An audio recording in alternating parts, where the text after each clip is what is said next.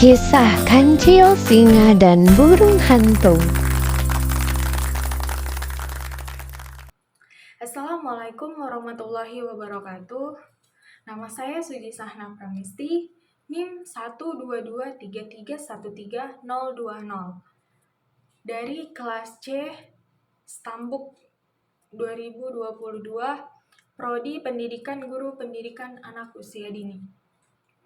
Baiklah, di sini saya akan mempraktikkan dongeng dengan tema hewan, yang dimana tokoh yang saya ambil itu ada singa si gagah, ada kancil yang lincah, dan juga ada burung hantu yang bijak.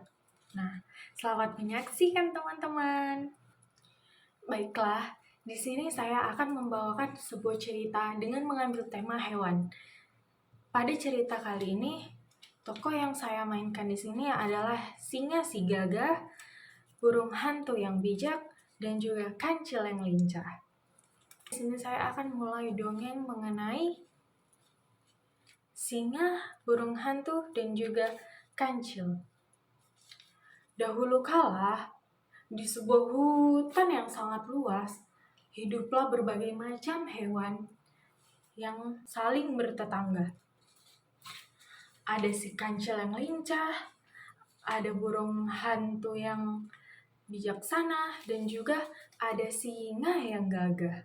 Mereka hidup saling tolong-menolong, menghargai perbedaan di antara mereka. Mereka hidup dengan damai di dalam hutan itu. Tapi di suatu hari datanglah musim kemarau yang panjang, sehingga membuat sumber mata air bahkan sungai yang ada di hutan itu mengering, dan makanan pun sulit didapatkan oleh hewan-hewan yang ada di hutan itu. Mereka pun bingung bagaimana cara mengatasi kekeringan ini, bagaimana mereka bisa mendapatkan sumber mata air yang baru. Di dekat sungai yang kering, kancil pun berpikir, bagaimana ya kalau aku menggali sumur di dekat sungai ini? Mungkin saja aku bisa mendapatkan air, bisa menyiram tanaman, bahkan aku bisa minum. Dan kancil pun dengan lincahnya menggali sumur di dekat sungai yang kering itu. Tapi hasilnya nihil, kancil pun sedih. Aduh, bagaimana ini? Kalau aku tidak mendapatkan air, aku tidak bisa minum. Buah-buahan yang aku tanam pun pasti akan mati. Begitupun dengan singa. Di tempat yang berbeda, singa pun juga berpikir hal yang sama dengan kancil. Dia pun juga bingung bagaimana cara mendapatkan air. Singa pun berpikir, bagaimana ya kalau aku juga menggali tanah agar aku bisa membuat sumur. Siapa tahu di sumur yang aku gali itu ada airnya, aku bisa minum, dan rumput-rumput yang di sini juga bisa hidup kembali dengan adanya air ini. Singa pun juga kembali menggali tanah di dekat tempat tinggalnya.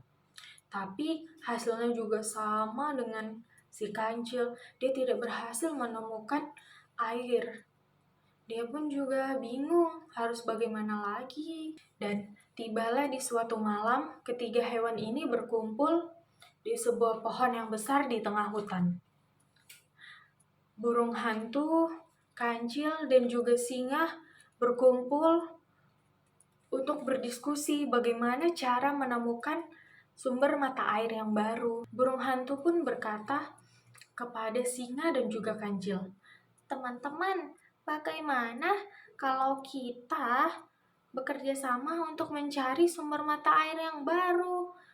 Kita tidak bisa diam saja tanpa air. Tumbuhan yang ada di hutan ini juga mulai layu."